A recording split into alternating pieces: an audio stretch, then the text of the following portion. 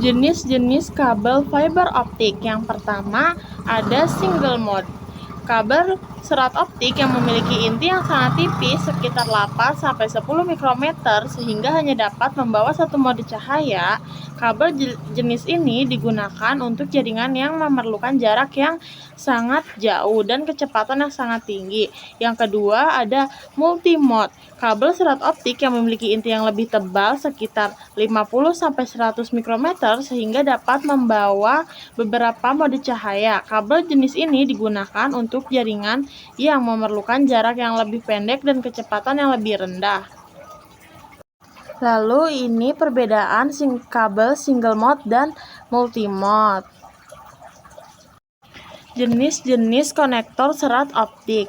Yang pertama itu ada SC subscriber konektor. Konektor serat optik yang memiliki bentuk persegi dan digunakan untuk menghubungkan kabel serat optik ke perangkat jaringan. Yang kedua ada ST atau strike tip konektor serat optik yang memiliki bentuk bulat dan digunakan untuk menghubungkan kabel serat optik ke perangkat jaringan. Yang ketiga FC atau Verule konektor serat optik yang memiliki bentuk bulat yang digunakan untuk menghubungkan kabel serat optik ke perangkat jaringan yang memerlukan kecepatan yang sangat tinggi. Yang keempat ada LC atau Lucent konektor.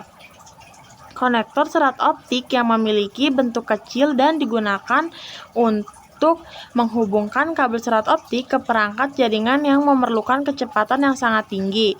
Yang kelima ada MPO atau multi fiber push-on, konektor serat optik yang dapat menghubungkan beberapa kabel serat optik sekaligus dan digunakan untuk menghubungkan kabel serat optik ke perangkat jaringan yang memerlukan kecepatan yang sangat tinggi.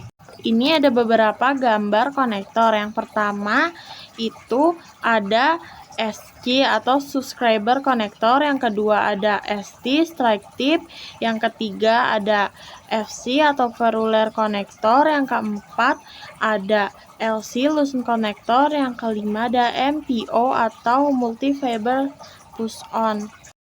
Ada beberapa kelebihan kabel serat optik. Yang pertama, itu kecepatan tinggi.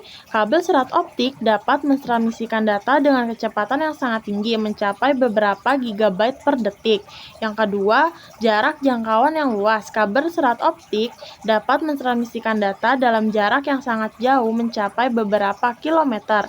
Yang ketiga, kualitas sinyal yang baik. Kabel serat optik dapat mentransmisikan sinyal dengan kualitas yang sangat baik tanpa gangguan atau interferensi. Yang keempat, keamanan yang tinggi. Kabel serat optik sangat sulit untuk dihack atau intercept sehingga sangat aman untuk mentransmisikan data sensitif. Yang kelima, itu tahan lama. Kabel serat optik dapat bertahan selama beberapa dekade sehingga sangat tahan lama.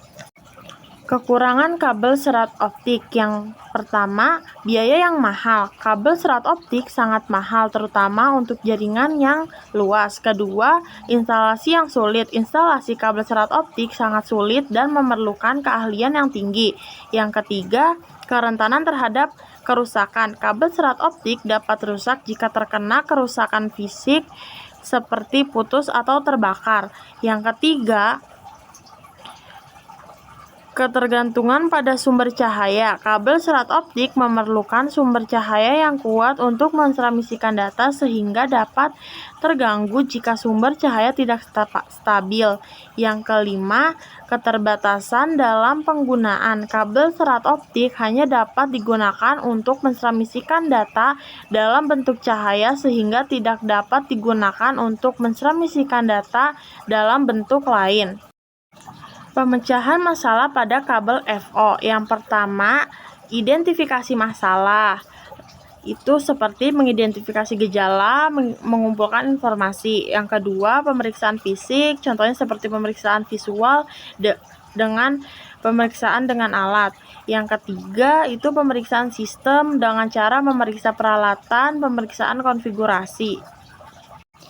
Tips memilih kabel FO yang baik. Yang pertama, periksa spesifikasi. Periksa spesifikasi kabel serat optik seperti kecepatan, panjang, dan jenis serat optik. Yang kedua, cari rekomendasi. Cari rekomendasi dari orang yang telah menggunakan kabel serat optik tersebut. Yang ketiga, periksa kualitas bahan. Periksa kualitas bahan yang digunakan untuk membuat kabel serat optik. Yang keempat, periksa garansi. Periksa apakah kabel serat optik memiliki garansi yang memadai. Dan kelima, bandingkan harga. Bandingkan harga kabel serat optik dengan kualitas yang ditawarkan.